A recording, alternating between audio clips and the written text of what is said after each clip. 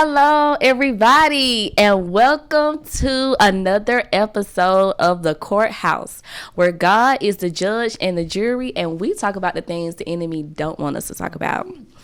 In the courtroom today, who is it? We have none other than Miss Annette Burgess. I am so excited to be here. Hello, everybody out there. So happy for you. So happy that you are taking this to the next level. I'm so peacock proud. Miss Burgess. You're amazing. This is going to be amazing. Get ready. Let me say this too. Miss Burgess is one of the people in my lives that is definitely a part of my village. Mm-hmm. I've been knowing Miss Burgess now going on how many years? Ooh. I want to say a good 10. 10. A strong 10. It don't seem like it's been 10 years. It's been a strong 10. Strong 10. It's been amazing. And she has really had a front row seat. Yeah.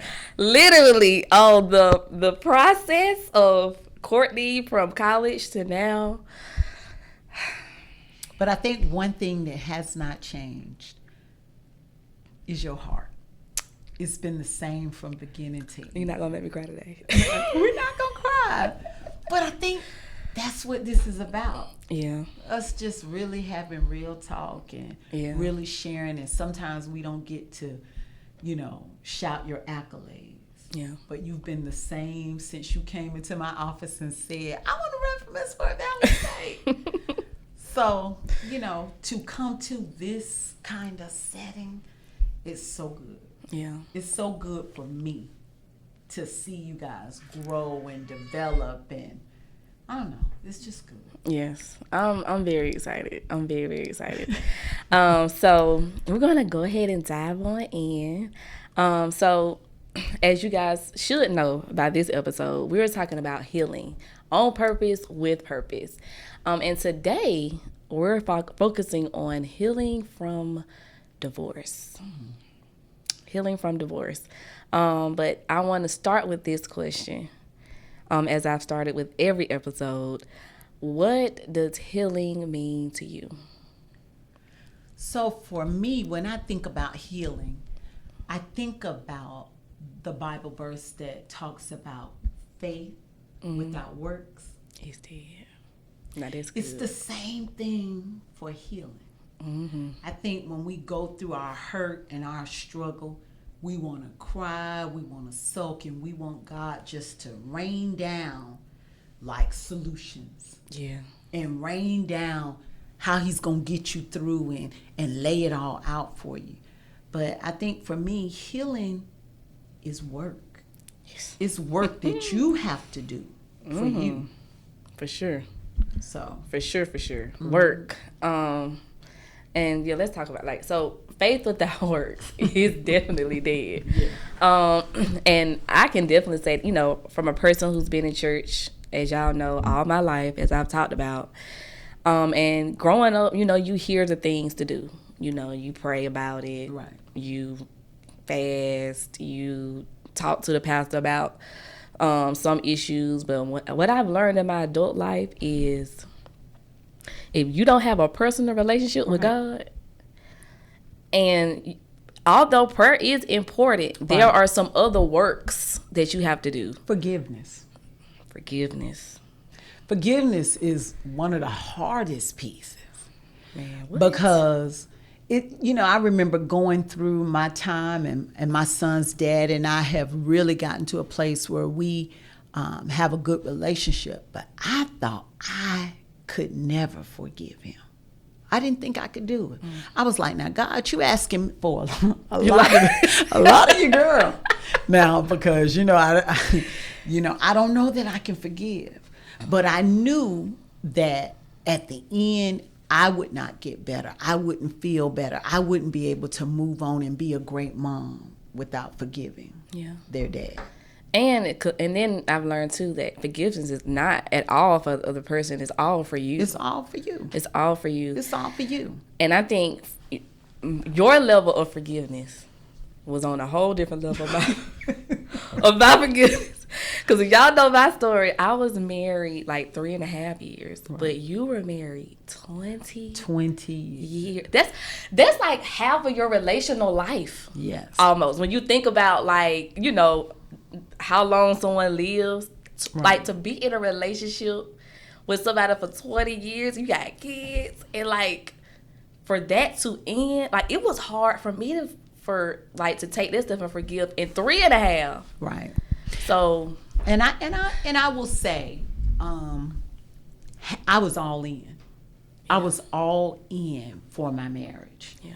And totally devastated when I found out that my boy's dad didn't know he couldn't have a girlfriend. When I found that out, that wasn't allowed.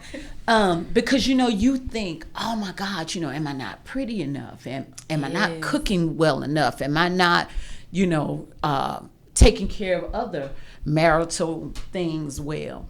And I was humiliated. Yeah. You know, humiliated. Here I am going to church. All these people know me because we've been sitting on the front row like we Claire and Cliff Huxtable. But we broke. You know, we're broken. Yeah. And so for me, healing was hard after those 20 years. I didn't think I could ever get through it. But I am a witness that when you put God first, you let him take the wheel. Yes. He don't need your help. Don't need our help. We have to stop trying to do God's job. Yeah. It ain't our job. I talk about that all the time. Right. We carry so many burdens that we should not be bearing. It's right. Not. God said, cast your cares upon me, and in me you will find rest. Right. We can't rest because we trying to carry too much. We trying to do it all. We trying to direct. We trying to tell God where we need him to be at 10 in the morning. We trying to tell, you know, we really, you know, that's not our job. Yes. And, you know, I love it when people say, you know, that's outside of your realm of profession. It's above me now. It's above me. Right.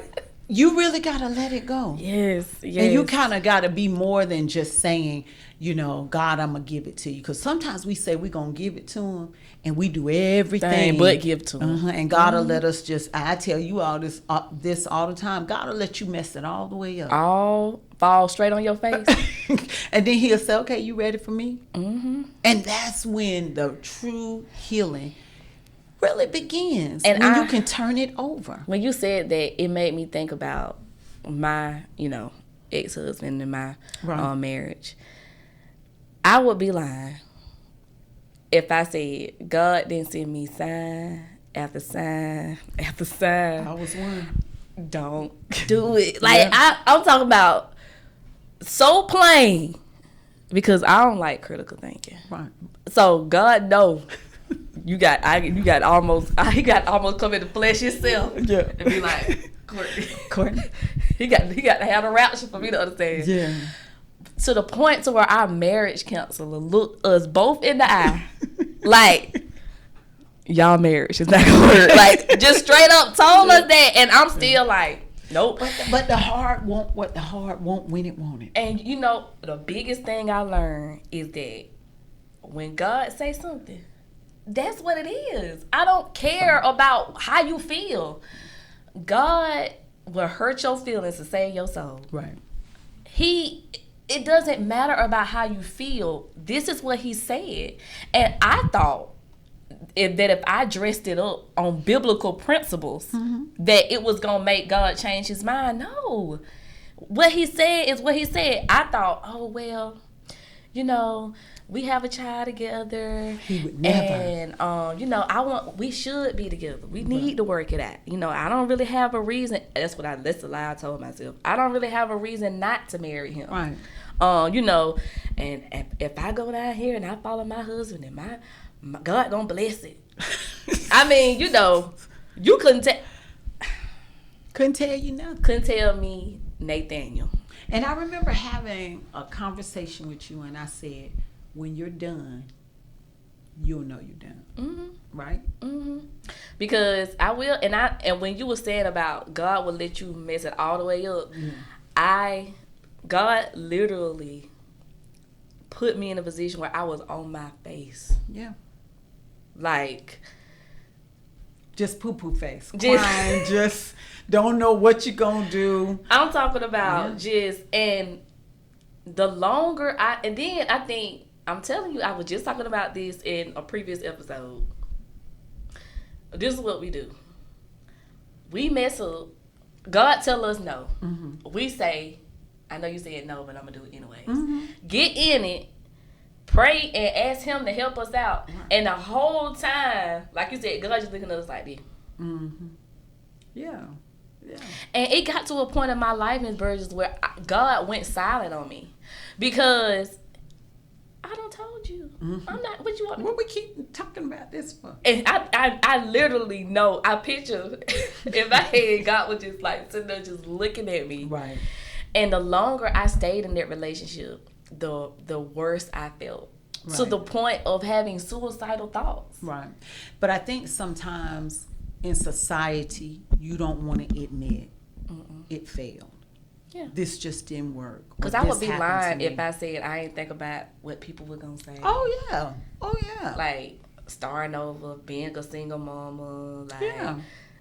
I would be lying if I didn't say that was a lot of part of the reason why I fought as hard as I did. But I think, too, sometimes, you know, younger women could benefit from having a more seasoned woman in your life. Yeah. Because we done been there, done that. And that was one thing that was so good about you. You might not have wanted to hear it. Yeah. But you listen. And even in the back of your mind, you was like, Miss Burgess said this. Yeah. You know, Miss Burgess told me this was gonna happen. Because sometimes y'all, you young and you want to put everybody around you. Nothing against being young. Yeah. But every woman in your life can't be from the same place. It's like everybody in the room can't be on the same boat you on. Yeah. You know? I mean, you need women that have really gone through it, that can really share. And older women, you got to be willing to share. Yeah. You got to be willing to say, hey, I haven't always been perfect. Mm-hmm. I done made some bad mistakes. Mm-hmm. I done kissed some raggedy frogs. You know what I'm saying? I done kissed some frogs too. You know, we have to be willing to say and to use platforms such as this to share out. Yeah. Because sometimes I think people see Miss Burgess, and I never forget somebody said to me, man, you sure don't look like what you've been through. Mm-hmm. But you don't know, every day I was coming to work crying my eyes out. Yes. I couldn't even go. I was at Fort Valley State with the puffiest eyes in the world. Yes. You know, you didn't know what I was going through. Mm-hmm. I love the shirts that say, check on your strong friends. Yes. Sometimes you need them shirts that say, just check on strong people in your life. Just check on anybody you think is strong. Yes. Because them be the people really struggling. Yes. You know what I'm saying? Yes. And not just women.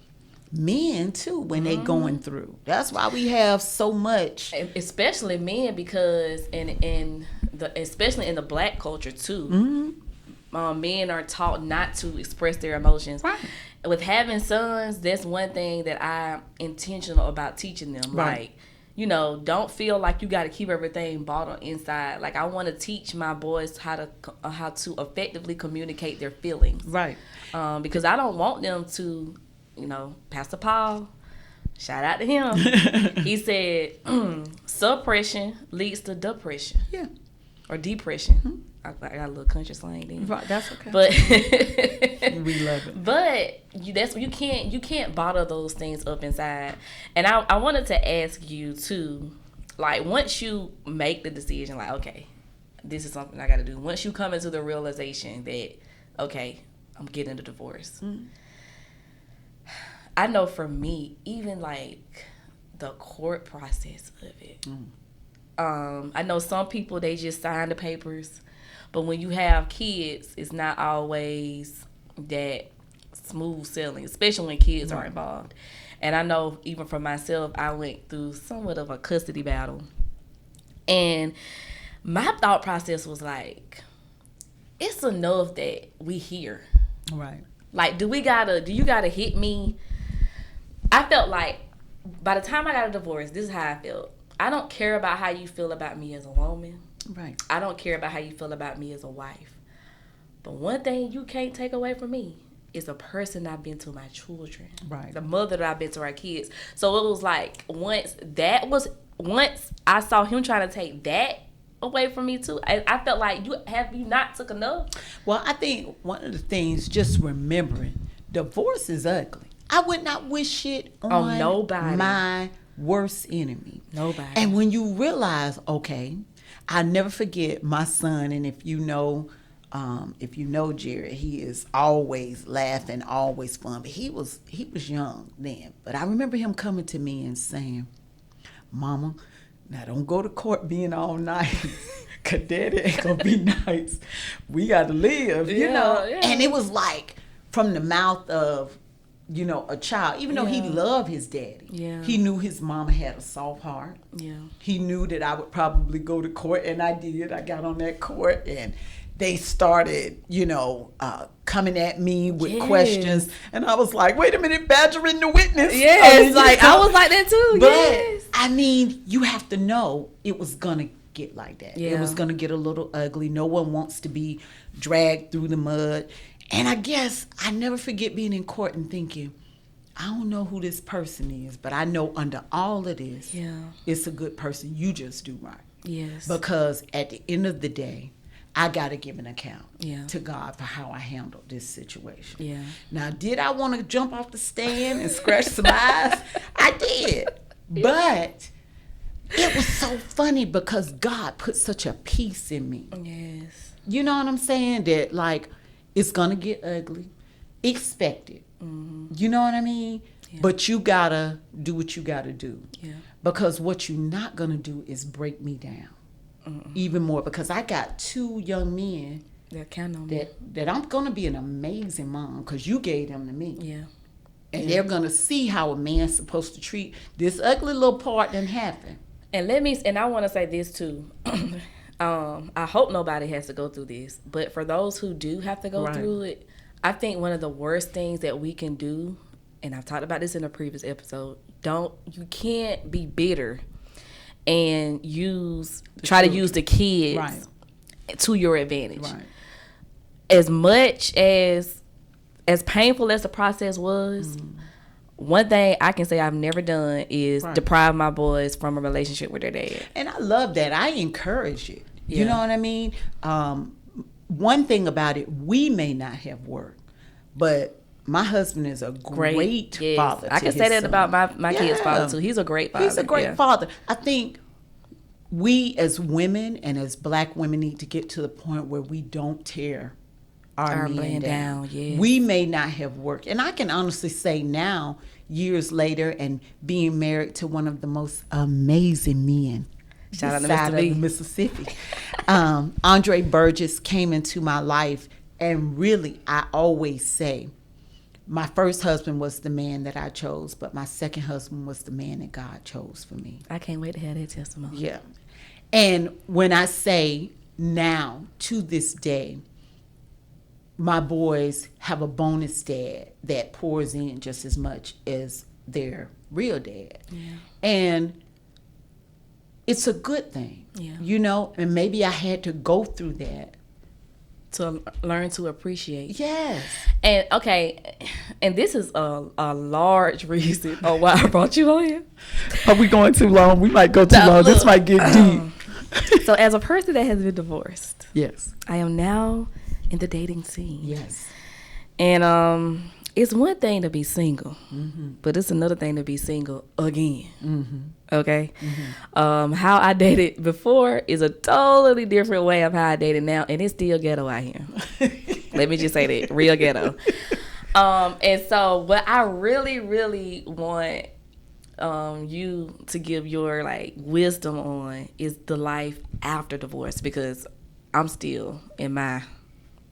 You're still in the storm a little bit. Yeah. But I think on today, what you see before you is a woman who has come through the storm. Yes. And I'm on the other side. You know how yesterday it was real stormy. Wind was blowing, stuff was going everywhere. The power was going out. You didn't know how you was going to make it. But then today, the sun comes out. Yes. And the storm is over. That's why I love tomorrow. Yes, I'm on the other side every day. Yes. I wake up And it's not always perfect, but I'm with a man that I'm equally yoked with.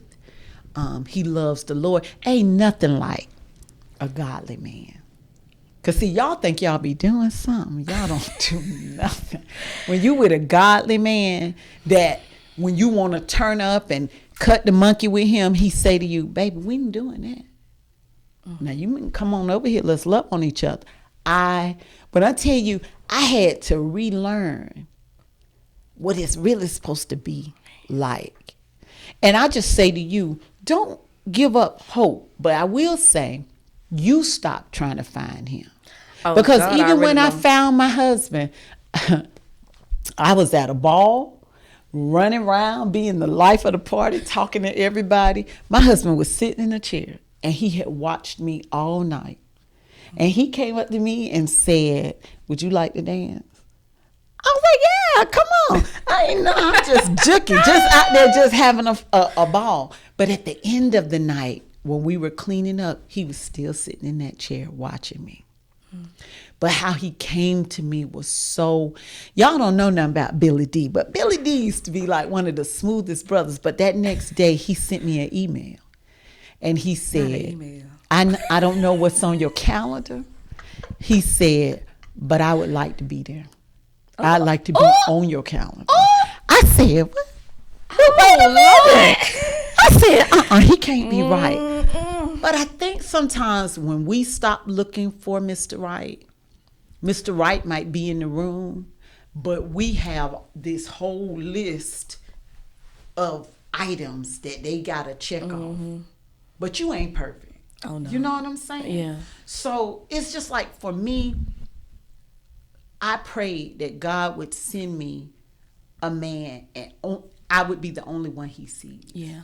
You know what I'm saying? And God has really been dealing with me on that as far as like goes back to what we were saying, like letting God be God. Yeah.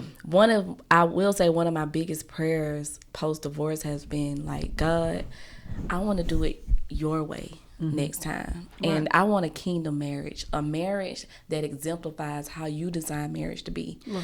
But what I just learned is out of a relationship that I just got out of is you can't have a kingdom marriage and not date in a kingdom way. Which means I have to remove my flesh out of the dating process and give God total control of of that part of my life. And that's something that I haven't been doing. And just like I talked about in the previous episode, it's like I see the person, I'm attracted to them, I start talking to them, then I consult God. But I should have consulted God from the beginning. Yeah. But then by the time I consult God, my feelings in it, and now I'm hurt, and now I feel like I'm in this ever-going cycle. But that's because I haven't really been giving my relationships to God. And I think too, what I'm learning to do is shift my focus. Excuse me. I think because I did get used to having a companion. Right. You know what I'm saying? I would be lying if I said I didn't still really desire that. But I've noticed that every time I shift my energy into doing the things and tapping into my spiritual gifts, what God is trying to do in me, rather than focusing on what I want God to do for me. But maybe right now that should be the focus. Yeah. But we are so caught up on the wedding. We so caught up on that whole, the cameraman giving me a nod, but we get caught up in that. I do so many weddings for young ladies, and I'm looking at them and I'm like, Lord, let this work. Because I see so many things that's not together. Marriage is work. Man, what? And then sometimes, we have to ask ourselves, are we really ready for a relationship and a good relationship? Have we really healed? That's something you should ask yourself all the time. God, am I really ready for something? Did that selfish piece, did those money issues that I had in that first marriage, is that carrying over to the second? Is that communication thing? Am I really ready to stop saying, you always, you never? You know what I mean? Have I dealt with my traumas within myself? Yeah. And like, I'm a visual person, so I look at it like this. Another one of the biggest things I learned is the danger of marrying unequally yoked. Yeah. There is great danger in doing that. And I look at it like, like those pictures where you have a body that's outlined. I kind of look at it like when you're dating or when you're living life, like you have the picture of you and you have the picture of them. We all have stuff that we have to deal with. Right. I kind of picture that as being red, things that we need to work on. If my red all the way up to my neck, your red up here like them cartoon characters, you just filled up. Yeah. I don't got no business trying to date nobody because I have too much stuff I need to work out within myself. But what happens when you date unequally yoked, your red up your neck, his red up his neck, then y'all come together. Y'all don't even have nothing to pour into just each other. Just a Kool-Aid mess. Yes. because if you haven't taken the time to get to know you, to be in a relationship with you, and so what you don't fix, you just bring on to somebody else. Yes, because I think sometimes we so scared to be alone, but love you. You know what I mean? I had to learn in my older age to love you. Now, did I, like right out of marriage, some people, right out of one marriage, I never thought I was going to meet nobody. I was really okay with being the lady with the cat and just sitting at the house with my house dress. I was ready for that. Yeah. I never thought I was going to meet somebody. But when those wifey things are in you, we give off wifey. Yeah. Not for a minute do I think you won't be in a great relationship again, because you wifey and you make good collard greens too. I do. But I'm telling you, and I'm gonna tell you, and men are simple. Yeah. They are simple. I don't mean that in a bad way, but I mean it don't take a lot. Yeah. Just don't aggravate them. Don't be fussing all the time. Cook a few good meals. Find out what his favorite is. And swing from the chandelier. You know what? No, something my I've been 3 hearing. rules. Those are my 3 rules. Swing from the chandelier. You got to do it. That's true. But Ms. Burris, I'm gonna tell you now. I'm gonna be honest with you. This is a phrase that I'm hearing a lot. Yes. And it's kind of getting to a point where it's a little annoying. When you was talking about the wifey material. First of all, not to puff myself up, but I know I have a lot to offer. Yeah. But I have had a good bit of guys tell me their men say they want a girl like you, but then when they get you, they don't even know what to do. Right. And they fumble.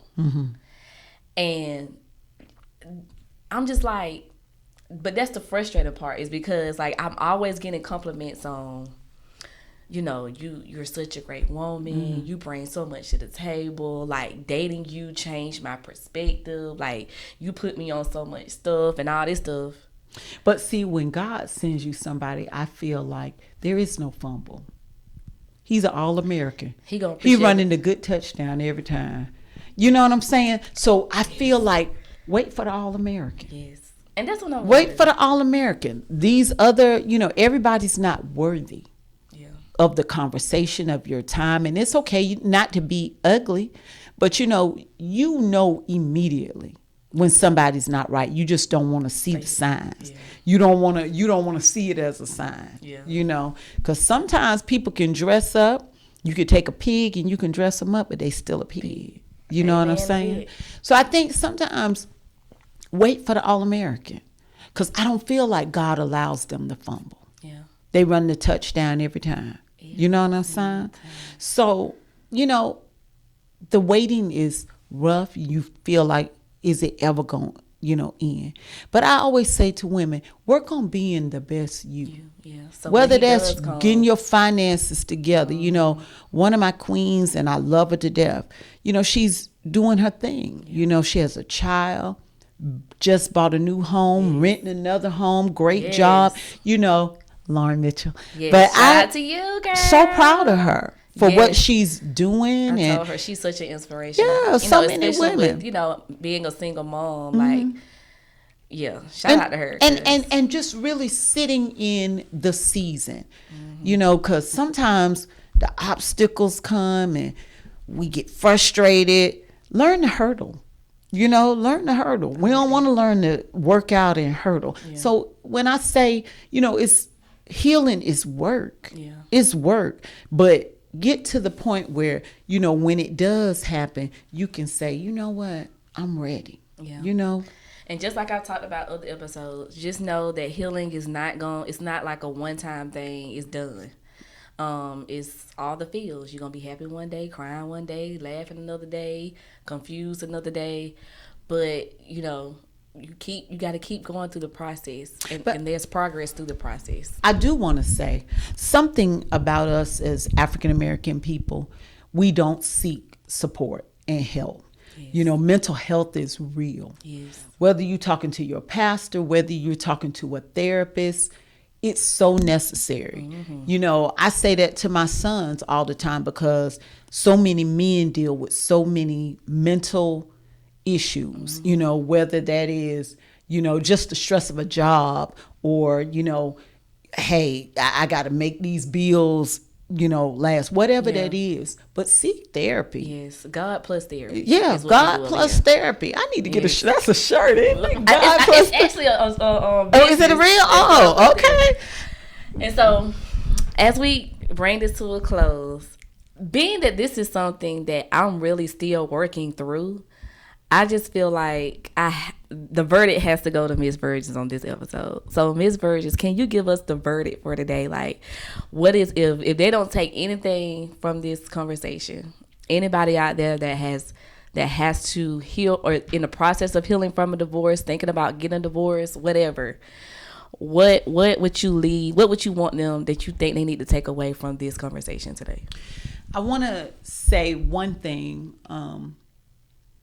Know that everybody goes through challenges. Yeah. You may not see it, but everybody goes through these challenges. But it's how you handle the challenge. Mm. Never stop working. Never get outworked. Never work and get tired, you know, because it's gonna pay off in a big way. But to heal, you gotta work at it. Work on you. Become all of you, not just pieces of you. Mm-hmm. Work on all of you. That's my verdict. Well, y'all, this has been another soul-stirring episode of The Courthouse. I am your host, Courtney Nicole. Thank you for tuning in. Thank you. And I will see you next time in the courtroom.